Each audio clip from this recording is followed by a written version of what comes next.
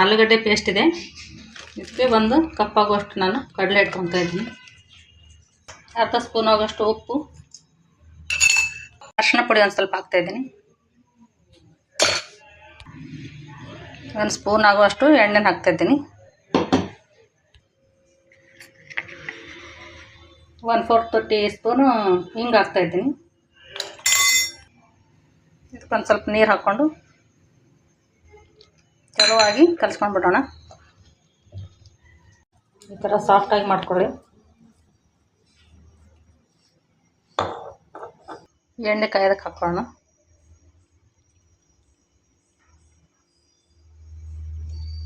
ಇದಕ್ಕೆ ಎಣ್ಣೆ ಸ್ವಲ್ಪ ಜಾಸ್ತಿ ಬಿಸಿನೇ ಇರಬೇಕು.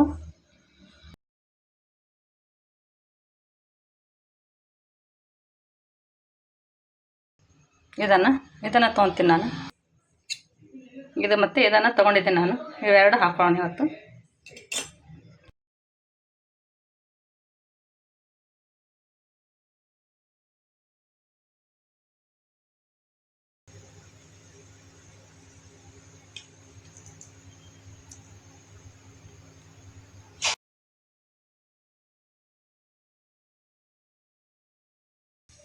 ನೋಡಿ ಎಷ್ಟು ಚೆನ್ನಾಗಿ ಬಂದಿದೆ ಇದು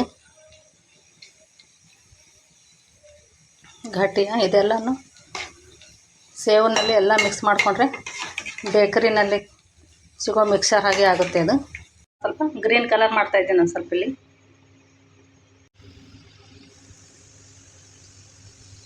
ನೋಡಿ ಈ ಥರ ಬೂಂದಿ ಕಾಳುಗಳನ್ನು ಹಾಕೊಳ್ಳಿ ಮಿಕ್ಸರ್ಗೆ, ಚೆನ್ನಾಗಿರುತ್ತೆ. ಇದನ್ನು ಸ್ವಲ್ಪ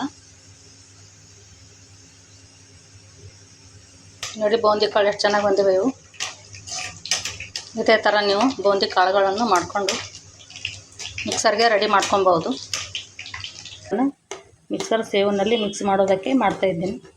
ಹಾಗೆ ವಿಡಿಯೋನು ಕೂಡ ತಮ್ಮ ಜೊತೆ ಶೇರ್ ಮಾಡ್ಕೋಬೇಕು ಅಂತ ವಿಡಿಯೋ ಮಾಡ್ತಾಯಿದ್ದೀನಿ. ಇದು ಎಷ್ಟೊಂದು ಬಿಡಿ ಬಿಡಿಯಾಗಿ ಬಂದಿದೆ ಅಂತ ಎಲ್ಲವನ್ನು ನಾನು ಒಂದು ಪಾತ್ರೆಗೆ ಹಾಕ್ಕೊತೀನಿ. ನೋಡಿ ಎಷ್ಟು ಚೆನ್ನಾಗಿ ಬಂದಿದೆ. ಅವಾಗ ನೋಡಿ ಎಷ್ಟು ಚೆನ್ನಾಗಿ ಕ್ರಿಸ್ಪಿಯಾಗಿದೆ. ಇದು ತುಂಬ ಕ್ರಿಸ್ಪಿಯಾಗಿ ಬಂದಿದೆ. ಇದು ಎಲ್ಲವೂ ಅಷ್ಟೇ ನೋಡಿ ಅಷ್ಟು ಕ್ರಿಸ್ಪಿಯಾಗಿ ಬಂದಿದೆ. ನಾನು ಎಲ್ಲವನ್ನು ಮಿಕ್ಸ್ ಮಾಡ್ಕೊತೀನಿ.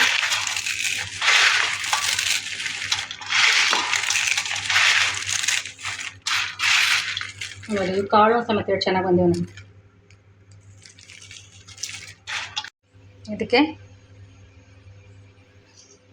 ಆಮ್ಚೂರು ಪೌಡರ್, ಹುರಿದಿಟ್ಟೋ ಜೀರಿಗೆ ಪೌಡ್ರ್, ಆಮೇಲೆ ಧನಿಯಾ ಪೌಡ್ರ್ ಹಾಕ್ಕೊಳ್ಳೋಣ ಮಸಾಲೆಗೆ.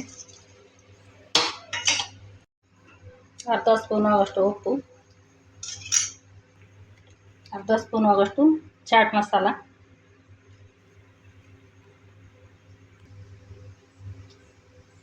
ಅರ್ಧ ಚಮಚದಷ್ಟು ಅಚ್ಚ ಖಾರದ ಪುಡಿ ಹಾಕ್ಕೊಳ್ಳೋಣ. ಅದನ್ನೆಲ್ಲ ಈಗ ಚೆನ್ನಾಗಿ ಮಿಕ್ಸ್ ಮಾಡೋಣ.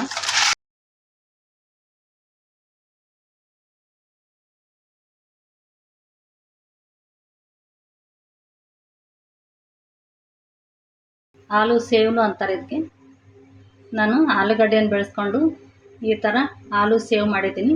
ತಮ್ಮೆಲ್ಲರಿಗೂ ಈ ರೆಸಿಪಿ ಇಷ್ಟ ಆದರೆ ಒಂದು ಲೈಕ್, ಕಮೆಂಟ್, ಶೇರ್ ಮಾಡಿ. Thank you.